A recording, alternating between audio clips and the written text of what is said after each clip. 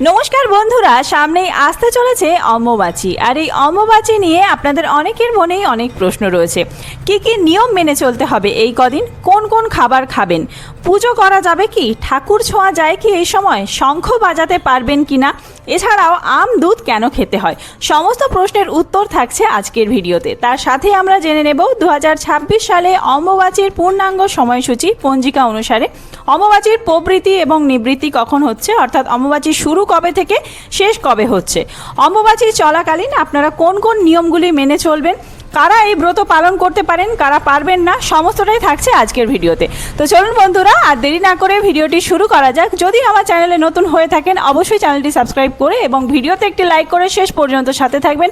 আশা করি ভিডিওটি আপনাদের জন্য খুবই হেল্পফুল হবে। ভিডিওটির মূল পর্বে যাওয়ার আগে মা কামাখ্যা দেবীর অশেষ কৃপা পেতে কমেন্ট বক্সে লিখুন জয় মা কামাখ্যা দেবীর জয়। অম্বুবাচী কথাটির অর্থ হলো জলবৃদ্ধি। মৃগশিরা নক্ষত্রের চতুর্থ পদে সূর্য গমন করলে শুরু হয় অম্বুবাচী। 3 দিন ধরে চলে এই দশা। এই সময় মাতা ধরিত্রীর ঋতুমতী দশা চলে। কামাখ্যায় এই অনুষ্ঠান অত্যন্ত আড়ম্বরের সঙ্গে পালিত হয়। এই সময় মহা মেলাও অনুষ্ঠিত হয় কামাখ্যা মন্দির প্রাঙ্গণে। তবে এই অম্বুবাচী পালনের নিয়ম অনেক, যে কেউ চাইলেই কিন্তু এই ব্রত পালন করতে পারেন না। অম্বুবাচী চলাকালীন কোনো রকম আগুনে রান্না করা খাবার খেতে নেই ব্রতীদের। অশুচি ধরিত্রীর ওপর আগুন জ্বালিয়ে খাবার রান্না করা এই সময় নিষেধ। অম্বুবাচীর 3 দিন তাদেরকে ফলমূল, সাবু, দুধ ইত্যাদি জিনিস খেয়ে ব্রত রাখতে হয়। গ্যাস ওভেনে চাপিয়েও রান্না করা এই দিন বিরত রয়েছে। এই বিশেষ 3 দিন ব্যবহার করা জামা কাপড়, বিছানার চাদর প্রভৃতি জিনিসপত্র শুদ্ধ বস্ত্রের সঙ্গে ছোঁয়ানো যাবে না।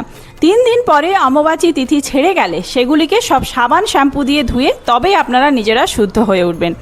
অম্বুবাচী চলাকালীন তেল, সাবান, শ্যাম্পু ব্যবহার করা যাবে না। 3 দিন পর সাবান শ্যাম্পু মেখে স্নান করে শুদ্ধ বস্ত্র পরে ব্রত ভঙ্গ করতে হবে।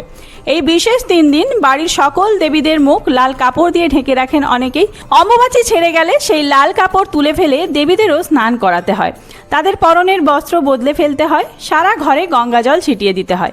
তবে অনেকেই দূর থেকে ঠাকুর না ছুঁয়ে ধূপ ধুনো দেখাতে পারেন, মন্ত্র জপ করতে পারেন, এগুলি করা যাবে। অম্বুবাচী ব্রত যারা পালন করছেন না তারা এই 3 দিন কি করবেন, পুজো কি করা যাবে? অবশ্যই পুজো করা যাবে। পুজো একটি নিত্যকর্মের মধ্যে পড়ে। তবে আপনারা দূর থেকে পুজো করবেন, মানে ঠাকুর ঘরে ঢুকতে পারবেন, কিন্তু ঠাকুরকে না ছুঁয়ে আপনারা দূর থেকে ধূপ, প্রদীপ দেখানো, ফুল দেওয়া সমস্ত কিছুই করতে পারবেন। এবার চলুন আর দেরি না করে জেনে নেওয়া যাক যে অম্বুবাচীর প্রবৃত্তি বা শুরু কবে হচ্ছে। 7ই আষাঢ় 22শে জুন সোমবার এই দিনে রাত্রি 9টা 10 মিনিট থেকে শুরু হচ্ছে অম্বুবাচী। অম্বুবাচীর প্রবৃত্তি হচ্ছে এই দিনেই।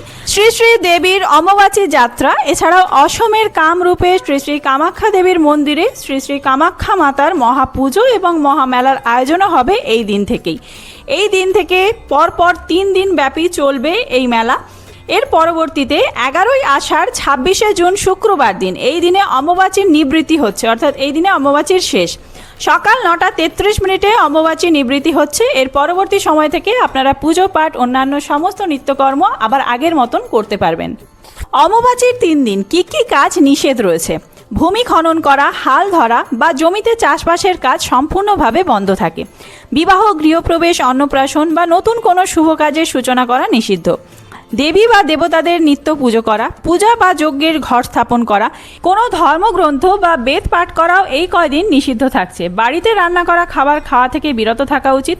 অর্থাৎ যারা এই ব্রত পালন করছেন তাদের জন্যই কিন্তু এত নিয়ম নিষেধ। বিশেষ করে সনাতন হিন্দু বিধবা মহিলারা অত্যন্ত নিষ্ঠা ও কঠোর নিয়মের মধ্যে দিয়ে এই ব্রত বা উৎসব পালন করে থাকেন।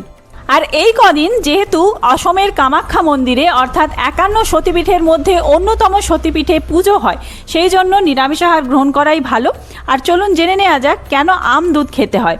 অম্বুবাচীর মধ্যে সর্পভয় নিবারণের জন্য দুগ্ধপান আবশ্যিক, এই কথা কিন্তু পঞ্জিকাতেই লেখা রয়েছে। সেই জন্য সর্পভয় নিবারণের জন্যই আম দুধ খাওয়ার প্রচলন রয়েছে বহু জায়গায়। পাঠ্যকর্ম, বীজ বপন, সাবকাশ, শুভকর্ম, সপ্তাহব্যাপী বিশেষ যাত্রা প্রভৃতি নিষেধ রয়েছে এই অম্বুবাচী চলাকালীন। তাই কেউ কোনো রকম ভ্রমণের পরিকল্পনা বা ভ্রমণ করবেন না এই অম্বুবাচী চলাকালীন।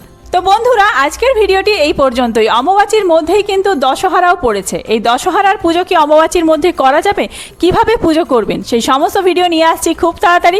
সেই সমস্ত ভিডিও দেখার জন্য অবশ্যই চ্যানেলটি সাবস্ক্রাইব করে সাথে থাকবেন। আর এই ভিডিওটি যদি হেল্পফুল হয়ে থাকে বন্ধুদের মধ্যে অনেক অনেক বেশি শেয়ার করবেন। ধন্যবাদ।